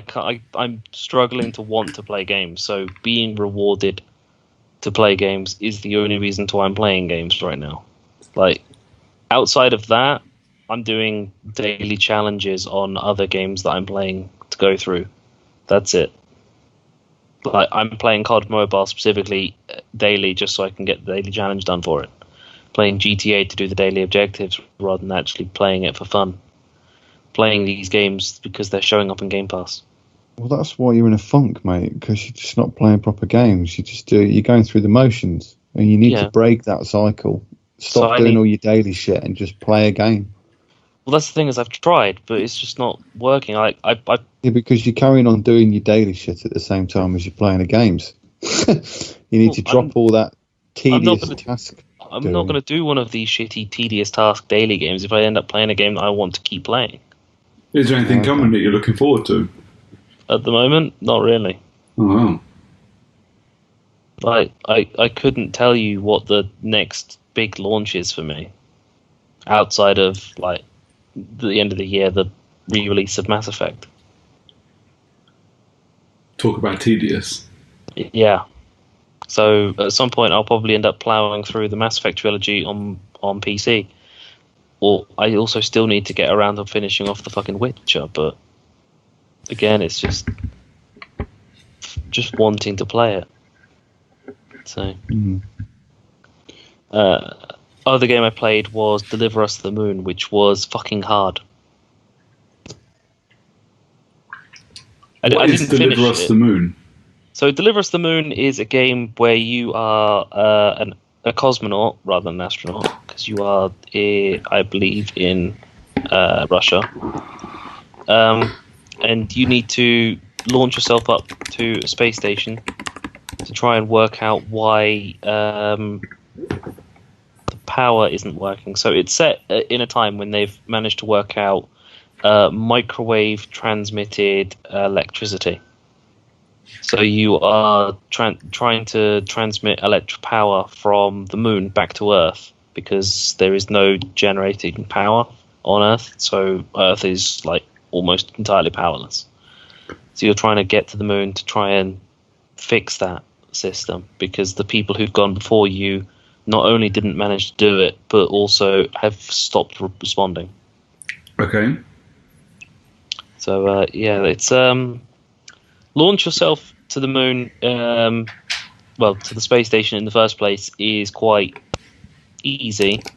It's just a bit of working out what it is that you need to do. Bit of basic platforming, moving some stuff around, kind of like playing a dungeon game. Get yourself set off in the rocket ship, launch the rocket by following a procedure where it took me ages to work out what it was that I needed to do, only for then to realise that there was a blueprint literally just to the left of where I was looking that told you the exact procedure. Nice. Yeah. That was that made me feel a bit silly after launching the rocket in 3 attempts, not knowing what to fucking do. But then you end up in space. Obviously, the whole point of being in space is there's no fucking gravity, so moving around is fucking hard. You constantly lose sense of direction, and because there's no obvious points of reference. There's no up, there's no down. It's just you're moving around, and eventually you kind of get yourself a bit lost, even though you're trying to follow a very a fairly linear path. I'll give you that, but it's very much you don't really know what's going on around you, and trying to get around and slowly working your way through the space station, trying to turn on the life support, turn on the electricity, and turn on the gravity. And yeah, that's how far I got before getting killed because I electrocuted myself to death. Nice. So yeah, I need to go back to it at some point because it was fun to play. It was bastard hard, some of the platforming, and like I said, I electrocuted myself to death because I floated into a live wire because I got myself lost in motion. So that was me playing Deliver Us the Moon. Seems I think one of you would definitely probably enjoy it. Whether or not the other would, I don't know. It's on Game Pass. Suspense. I think that it's definitely something that I think you'd enjoy, Brooks. Okay. Just as a little like fun-ish platformer of just, it's almost walking simulator like. So that's why I think that you probably both probably would enjoy it. It's walking simulator like, it's story driven. It's just the controls are a bit clunky, and well, you're in space, so no points of reference, gravity, and all that shit. Is it like the zero G section in Crisis? It's like the worst section in video games ever. It's not quite that bad, but it's certainly up there. Cool. Yeah. Okay. Walking simulator in space. Floating simulator. There we go. Fun. I want to continue playing it at some point, but turning it on is just, I don't know. Turning games on in general is a bit iffy for me. Fair enough. Have to find you something to play, mate. Yeah, not Dishonored. Doom. And not Doom. Not Doom Eternal either. Resident Evil. No. Well, maybe. Maybe Resident Evils 5 and 6 when you get around to playing them. That won't be for a while. Yeah. I think you'd like it. I think you'd like Asura's Wrath. Probably. I really fancy that game because it's. I think I wanted to play it in the past, but it just never happened. Its story references is something I can get behind. I need a new Telltale game. Have you played all of them? Well, I've not played Game of Thrones. Probably not worth it. It's a bit shit. And I've not played all the way through the Walking Dead stuff because I'm not really a fan of the lore. Did you play both Batman games? I don't think I played the second one. Yeah. I think the second one was on Game Pass as well. I think I'll play Batman 2.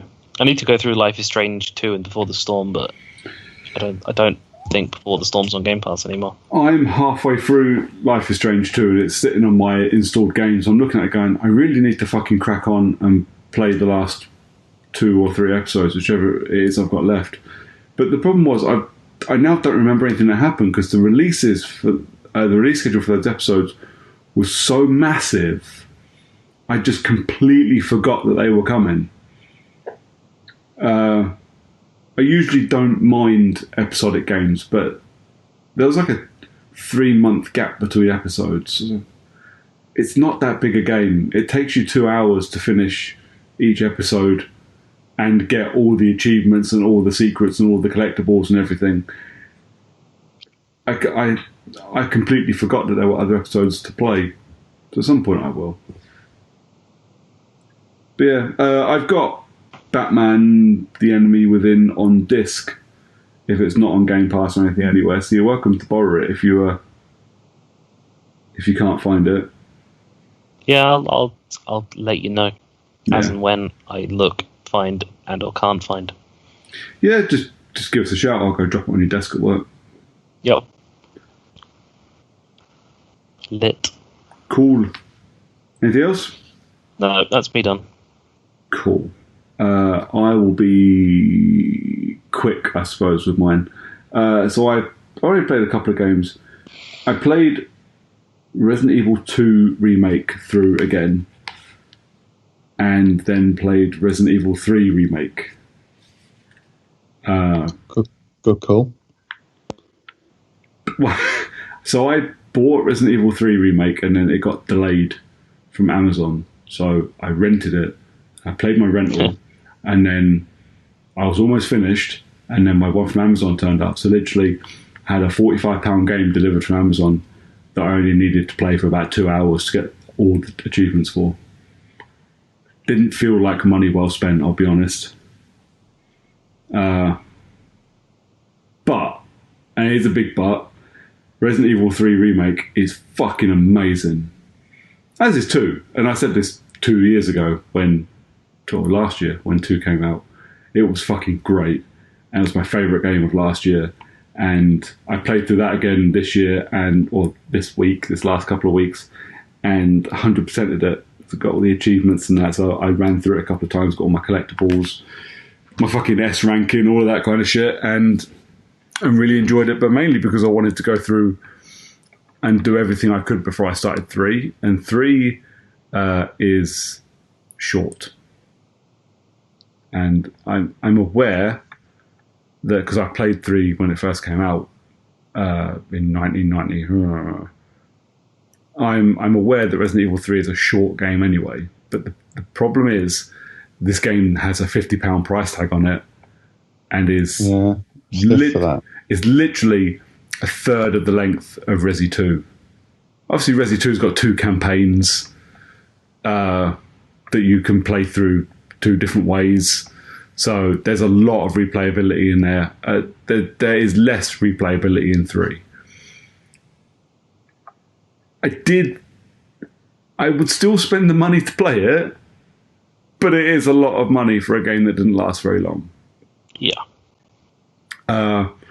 So they tacked on Resident Evil Resistance as their multiplayer component to Resident Evil 3. It's a completely separate game install. Thankfully, a separate trophy list. So it's nowhere near my account. But I fear it's one of those games that's going to be better playing with your mates. And I don't have any mates that are buying Resident Evil 3 on the Xbox. So, well, I have one. But you need 5 of you.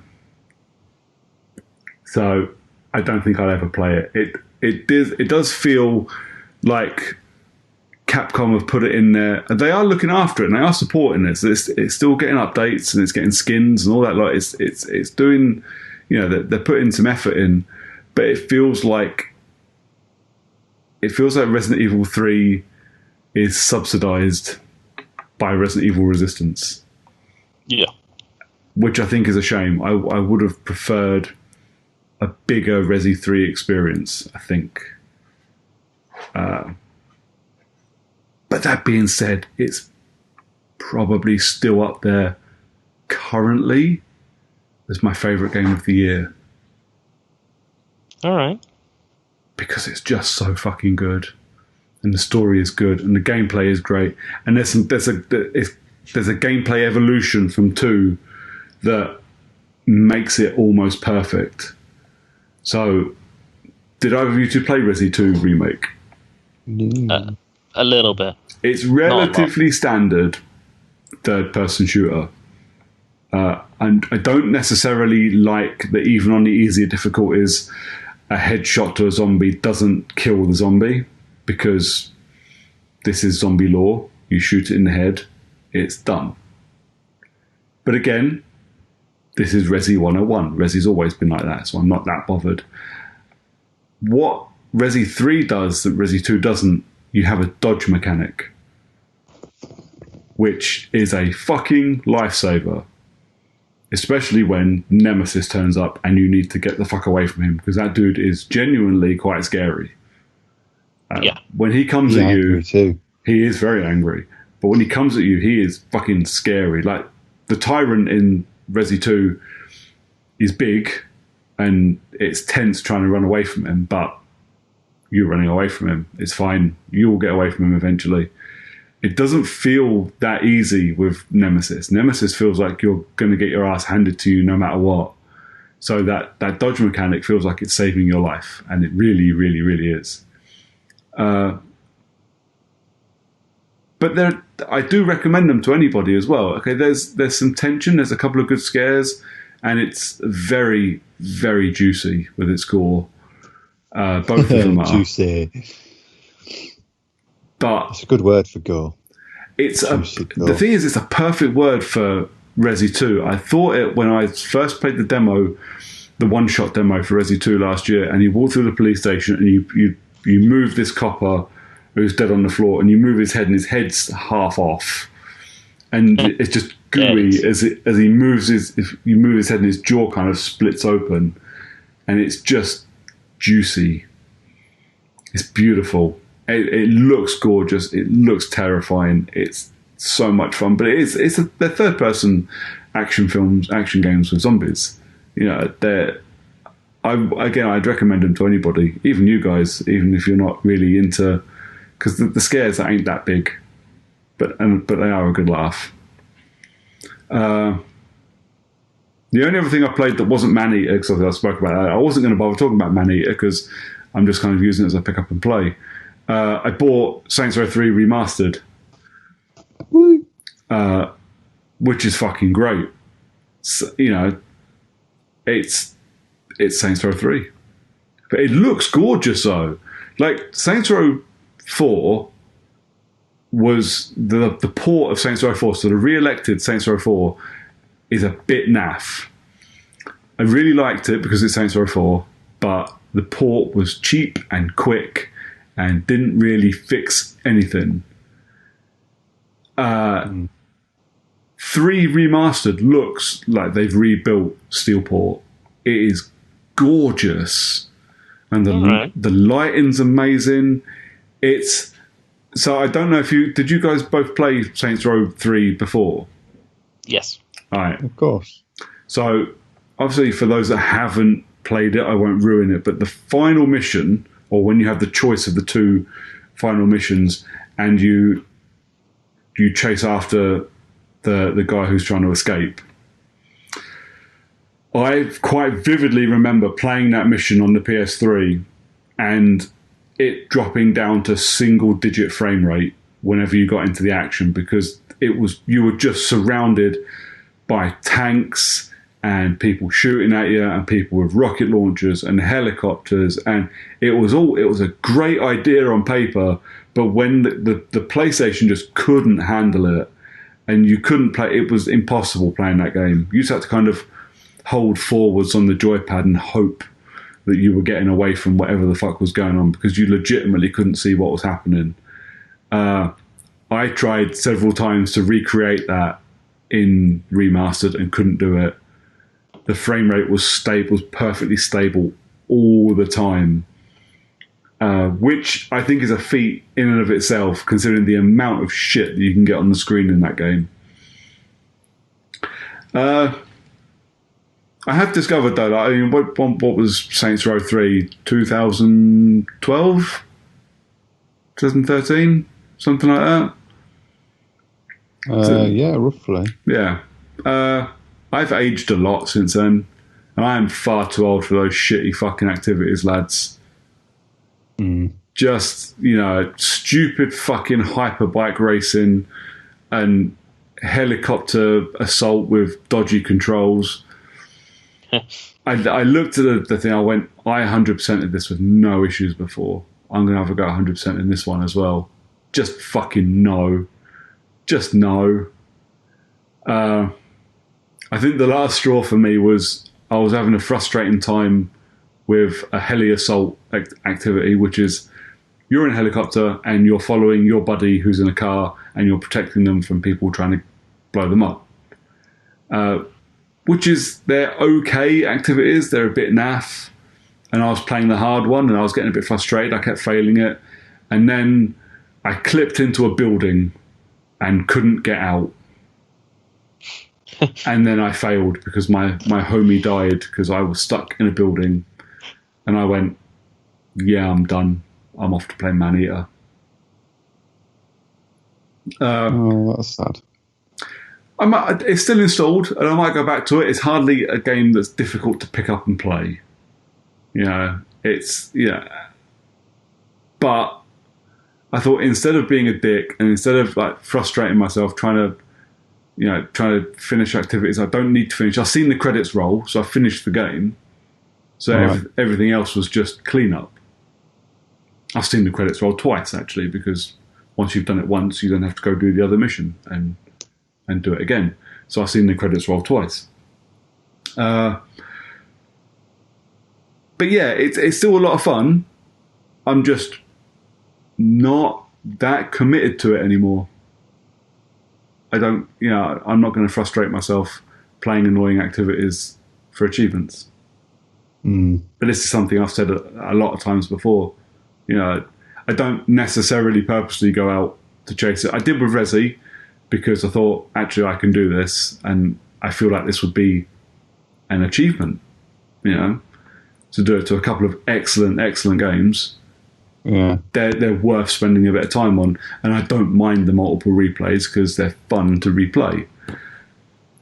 But I'm not going to sit and get fucking angry with, beating the shit out of mascots and trying to surf on cars for 5 minutes for challenges. Nah, not for me. Not at the moment. No, but I hear you. But that aside, I paid 30 quid for it, or 28 quid for it. Again, I've spent more on worse. I had a load of fun when I was doing it. I got to spend my time running around the streets, beating people up with a baseball bat-sized purple dildo. That's all I need out of life. But I think that's me. I think that's everything I played. Cool. Good stuff. I'm just kind of sitting waiting for The Last of Us now. Oh, no, I played Left Behind. Oh, yeah. Monday, I played it and finished it in one sitting, which was great.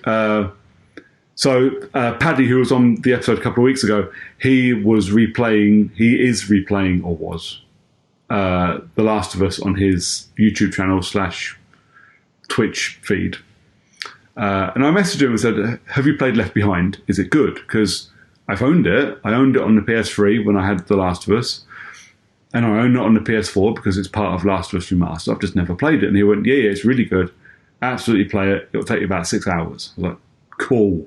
So I loaded it up and thought I'd have a bash and done it in one sitting. Took me 3.5 hours, I think. That ain't no 6 hour game then. No, but there's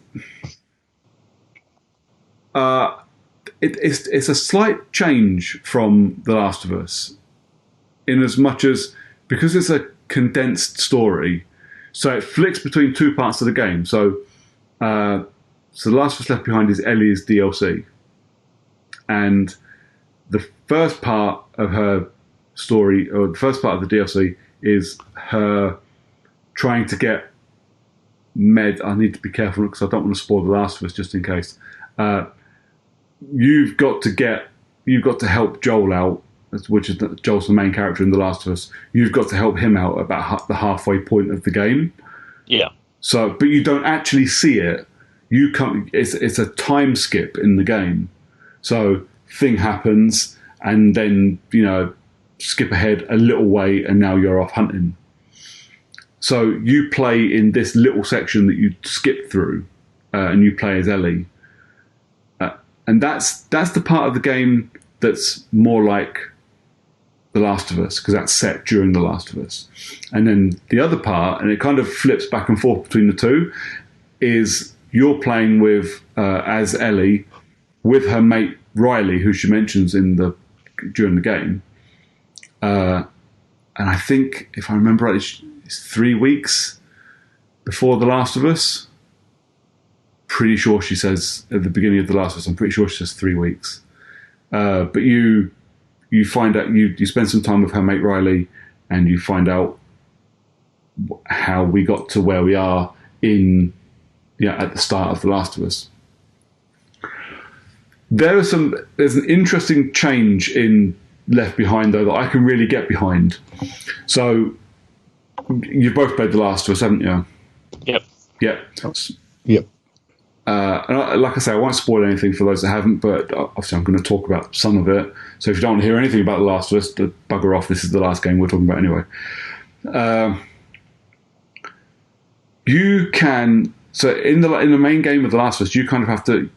It's very evenly split. You're either sneaking around infected of their various guises, stalkers and clickers and runners and what have you, or you're sneaking around survivors who are humans and killing both. But there are points in Left Behind where they cross over. So you're walking through a mall, for example, and there are infected everywhere, but there's also survivors in there looking for you. Interesting. Well, it's great because the combat dynamic changes completely. All you have to do is pick up a brick and throw it near the people that are looking for you, and the infected go and kill them for you. And while they're fighting, you can sneak off. It's great. I think I killed 4 people.